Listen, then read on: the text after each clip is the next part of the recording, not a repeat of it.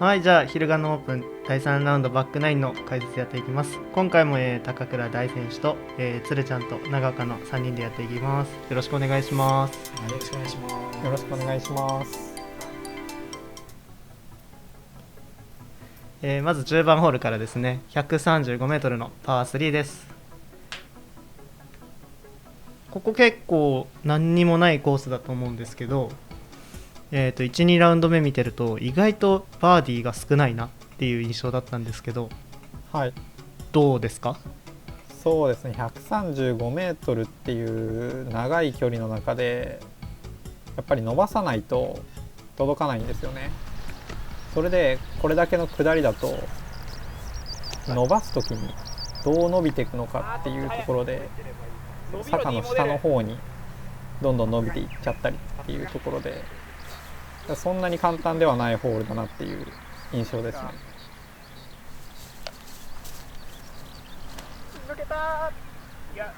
これも流れちゃってます、こんな感じで起きて流れちゃうともうどこまでもっていう感じで、そうなんですよね。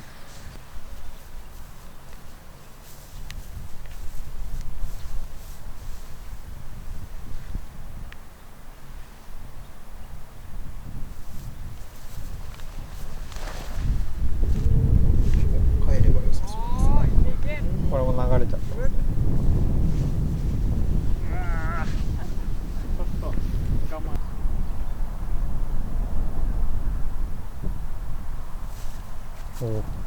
ハイザーですね。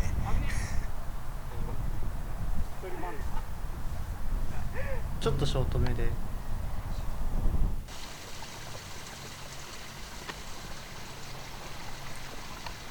やっぱあれですね、ずっと見てて酒井寛介選手だけラインが違いますね。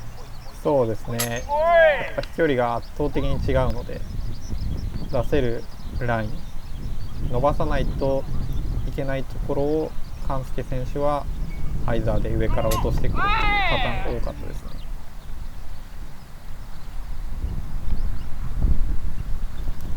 ちょっと浮いてしまいました。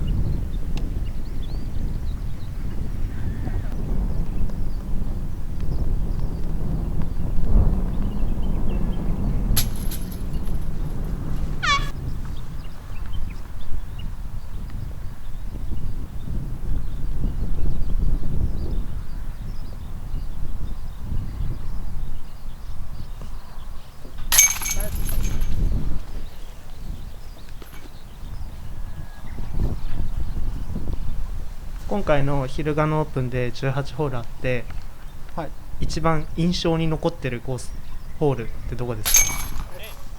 一番印象に残ってるホールですか？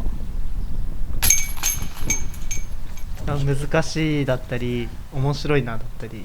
そうですね、この後出てくるんですけど14番ホールですかね。14番ホール、はい。そうですね、ちょっと木の壁があってその奥にゴールがあるっていうちょっとショートホールなんですけど、全然距離が合わなくて、うんうんうん、全くゴールに寄らなくて難しい、自分に全然合ってないなと、合わせられないなっていうホールでした。1ラウンド目はアンハイ気味で最後返して落とすっていうラインだったんですけど、はい、2ラウンド目はハイザー投げてたんですよね。はい、これってやっぱりもう風が全然1ラウンド目と2ラウンド目で違ったから攻め方を変えたっていう感じですかね。そうですね、やっぱ風によって上に投げなきゃいけないので風の影響が大きくて、風向きによって狙い方も変えてましたね。さあ11番は酒井雄太郎選手が今綺麗に藪の中に。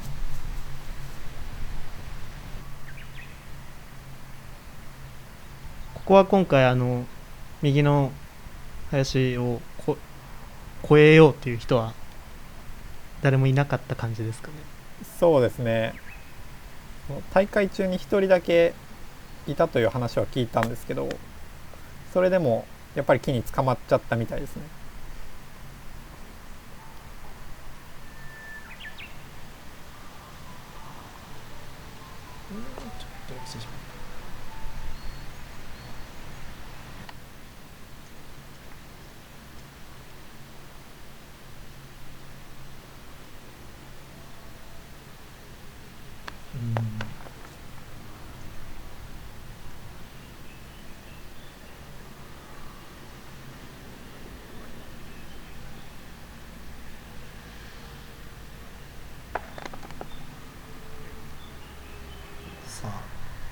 選手は見えないですね。出てきました。ナイスアウトです。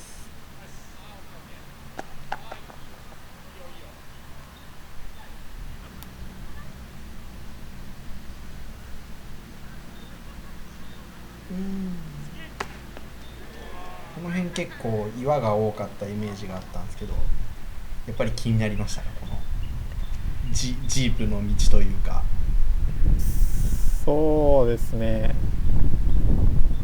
まあ、ディスクが傷つかないかなっていうのは心配でした。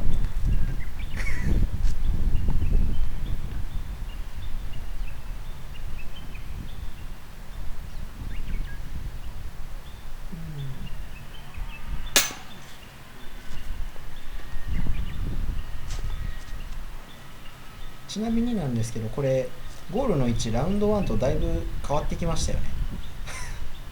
多分みんなのパッドがカゴに当たってるからだと思うんですけど、当初このピンク色のリボンのところにあったはずなんですよ。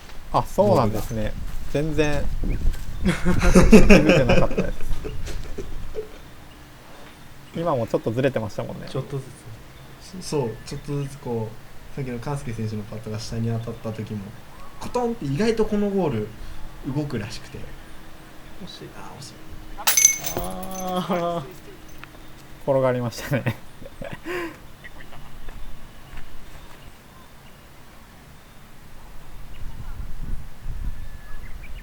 だいたい6メーター7メーターぐらいですかね。そうですね。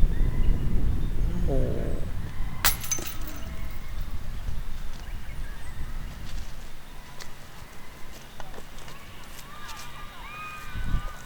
さあちょっとここは失礼します。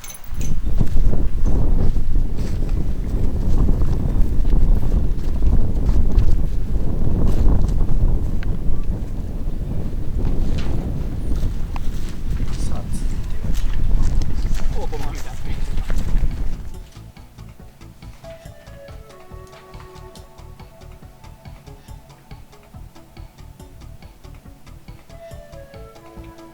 もしかして今のがこの昼間のオープンで初めてのボギーですかね。あ、そうなんですね。ここまでおそらく見てない気が。うんしますね。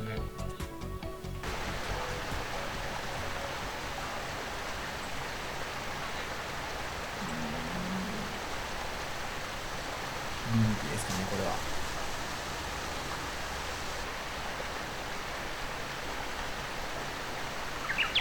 どうだ、抜ける、抜けない。2ラウンド目もあそこに投げてましたね。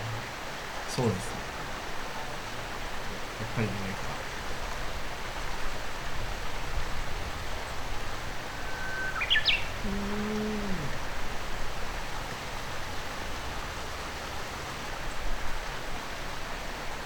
これは KC プロエビアですか？そうですね。KC プロエビア投げてます。完璧ですね。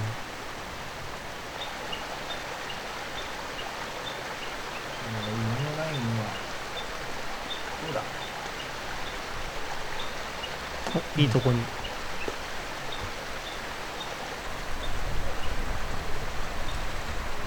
前よくかぼちゃ柄のエビア投げてたと思うんですけど、はい、あれはもう引退したんですか？いや、あれもまだカバンには入ってます。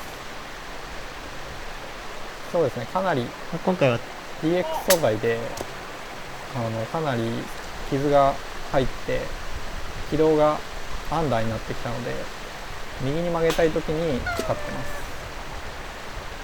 なるほど。何種類ぐらいバッグにパター入ってるんです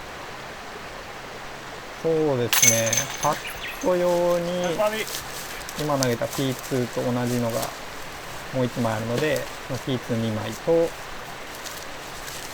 あとティーショット用でオレンジ色のかぼちゃ柄のエビアと、今の KC プロエビアですかね。試合で使うのは、使わないのがもうちょっとオーバーなエビアが数枚入ってます。関西オープンの時に緑色のエビアドライバー、あエビアドライバーなのかあれも入ってます。な。純粋に投げてないだけで。そうですね、純粋に投げてないだけで、たまに最近練習で投げるようになってきてます。さあ13番ホール、ここも 80m ですが、まあ、110ぐらいですかね。そうですね、欲しい距離的には。110メートルぐじゃあらい。今までのとこよりは上りがちょっと弱め。そうですね。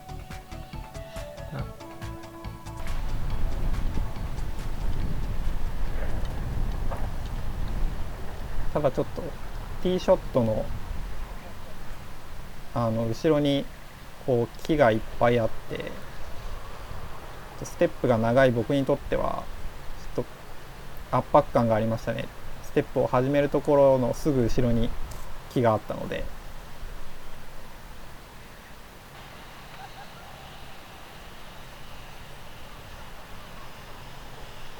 ぱりハイザーですね。おっとちょっと今の勘介選手のあたりでゴールまで 10m っていったところでしょうか。当たりました。 D2 です D2 ね。ですね。400G ですね。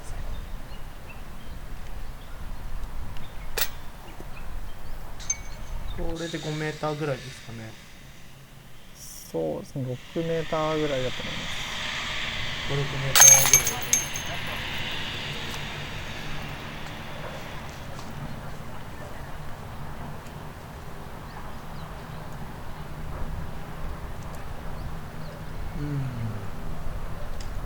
やっぱりこのラウンドちょっと勘介選手はパットが合っていないように思われます。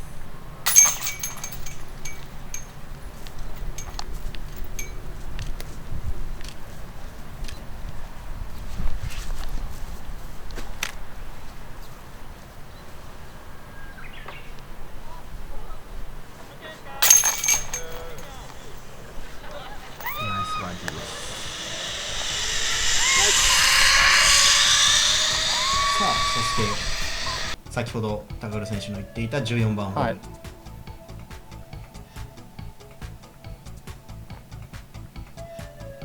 1ラウンド目アンハイじゃなくてサイドですね。そうですね。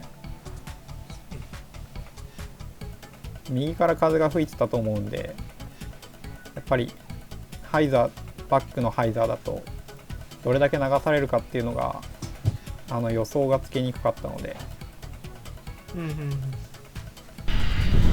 サイド投げてましたね。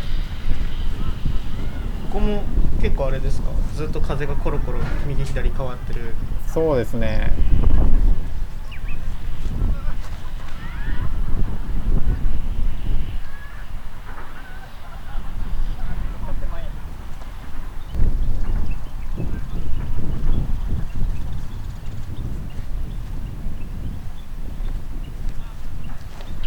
だいぶ風が吹いてるように思われます。そうでもない。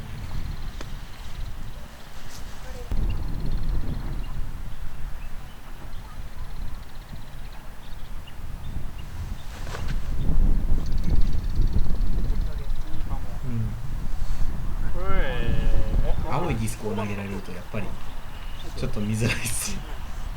動画でディスクが追えない感じが。あれもティーバードっぽい。そうですね、今の勘介選手なんですけど、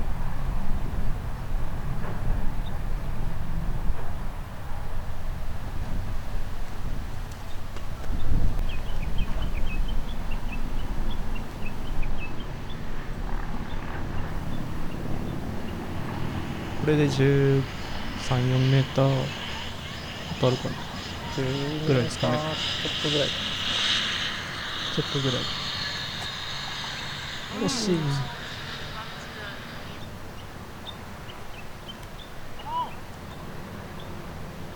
投げ上げのパットと投げ下ろしのパットとなんか狙い方変えたりするんですか？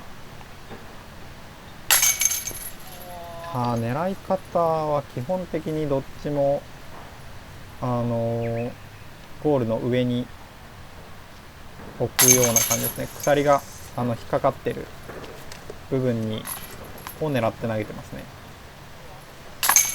じゃあ結構高めを。そうですね、直線的なパットじゃないので基本的に山なりを描くようにイメージして投げてます。さあこの14番ホールで、福田選手が酒井寛介選手に追いつきました。さあ続いて15番 103m 右側が OB です。ここめっちゃ難しくないですか？そうですね、やっぱり距離もあって右側に OB があって奥にもすぐ OB があってっていうところでかなり丁寧に投げないとなって思ってたホールですね。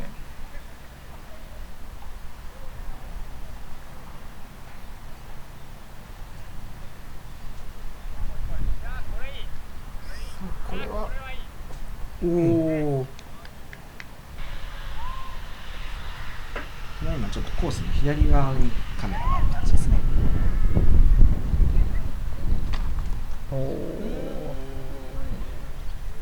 酒井雄太郎選手2ラウンド目と同じような場所です。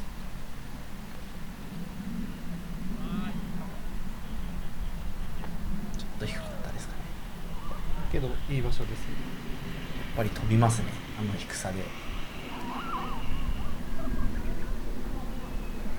これもデストロイヤーですかね。そうですね、これもデストロイヤー投げてますね。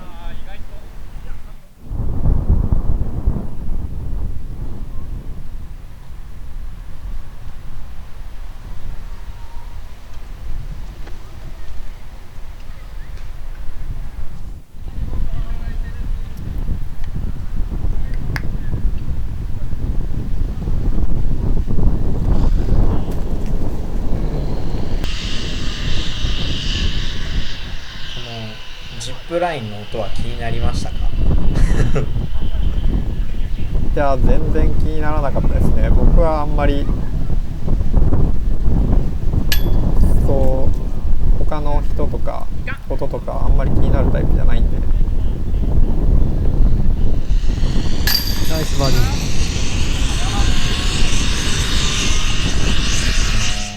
ー。ラウンド2まで解説してても解説もジップラインに気を取られるぐらいだったんですけど全然気にしてなかったですね。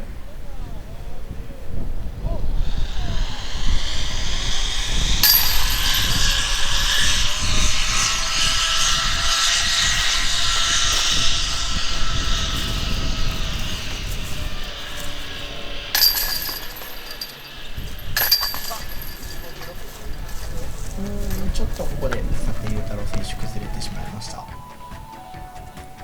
さあ16番ホール 78m、 まあ風もあると思うんですけど、ここはどのようなプランを考えてたんですか？そうですね、右上からハイザーで投げようっていうことを意識してたんですけど、このホールもそうですね、かなり苦手意識を持ってましたね。これも途中の木に当ててしてしまいましたね。結構上げないとあそこの木越えないですもんね。そうですね、かなり投げ上げの角度がきついハイザーになりますね。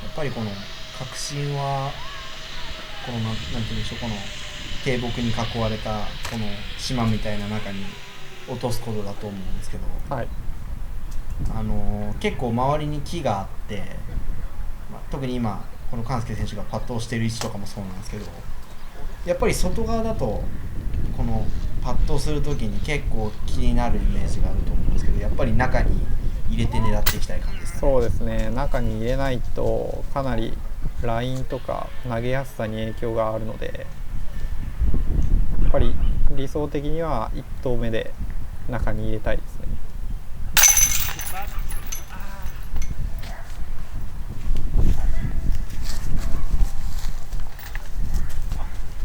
さあ福田選手はバーディーパットです。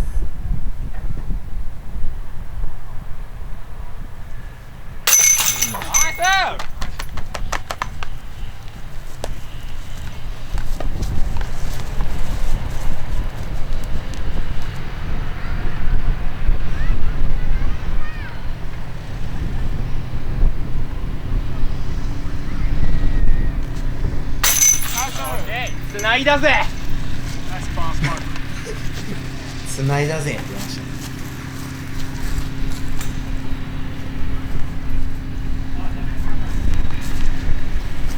今日はダメだね。ダメだったんですか？そうですね、やっぱりまあ前日のあれがありますからね。7連続。前日と比べてってことですよね。そうですね、今日はというのはだいぶボギーが全然このラウンドも悪い感じないですけどね。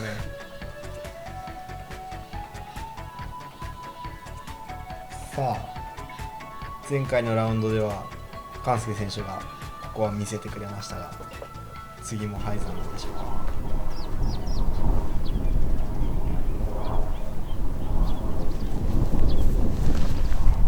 はいです。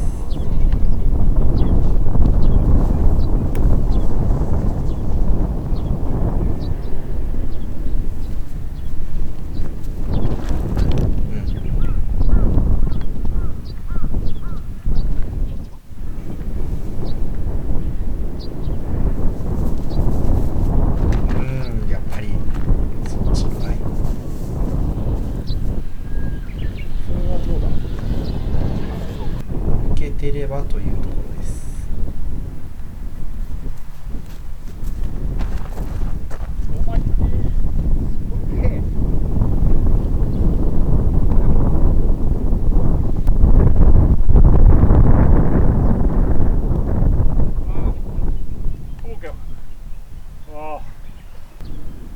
やっぱりちゃんと超えてますね。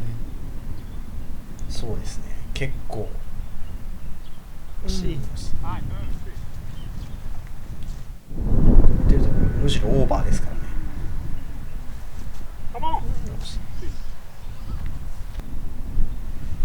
10メーターぐらいですかね。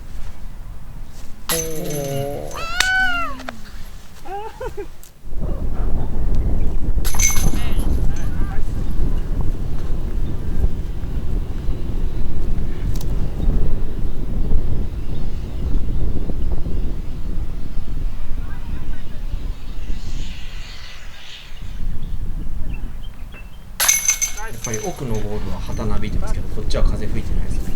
場所によってこう風が回っているというか、そうですね、開けているからといってただ単純に引き上げ引き下ろしではないということですね。さあ、バックナイン最終ホール18番、ここ大会当日にゴール変わったじゃないですか。はい、で多分高倉選手は前日練習もされてたと思うんですけど、どう短くなってこうなんかイメージ変わったってことはありますか？そうですね、やっぱり長い時はどんだけ伸ばしても届かないぐらい長かったので、すごい楽しみなホールではあったんですけど、短くなってこの143メートルの投げ下ろしでほとんどハイザーでも届くような距離になったので、だいぶ安定してゴールの近くに置けるようになったかなと思います。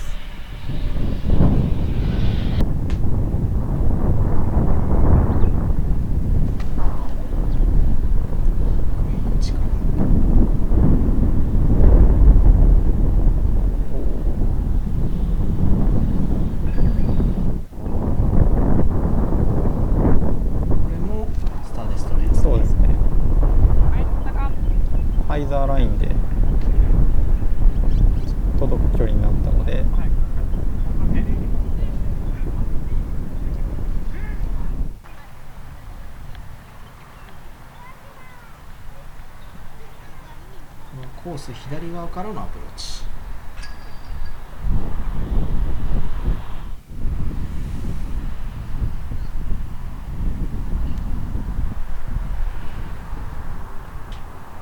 ナイスです。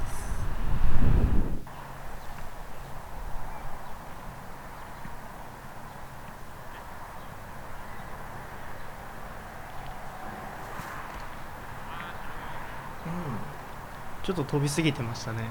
そうですね。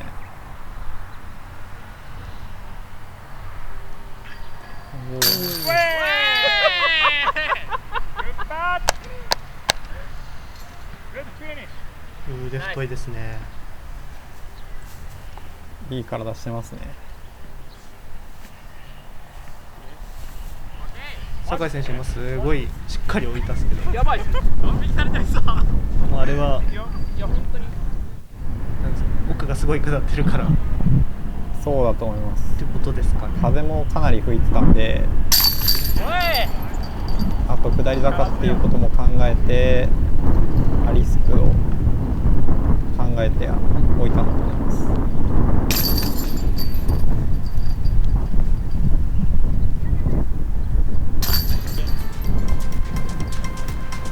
さあということで、ラウンド3終わって高倉選手が24アンダー、酒井寛介選手を抜いて福田選手は14アンダー、そして酒井寛介選手13アンダー、酒井雄太郎選手が、10アンダーという形になりました。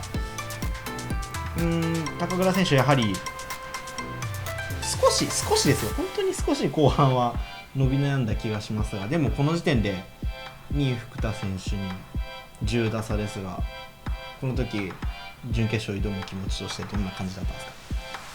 そうですね、毎回リセットしてっていうことを考えているので、準決勝は準決勝で、自分のプレーができるように、グループ内で1番を目指して、かつ自分のプレーができることっていうことを心がけてました。で